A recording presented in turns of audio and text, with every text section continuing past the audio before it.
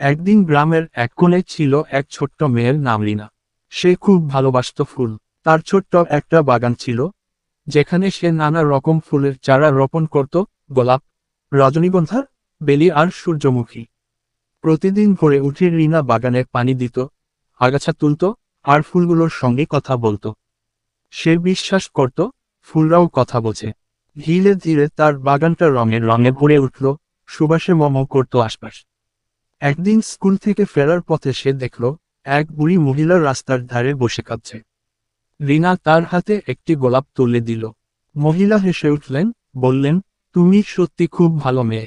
তুমি জানো না, এই গোলাপটা আজ আমার প্রয়াত মেয়ের জন্মদিনের উপহার মনে হচ্ছে।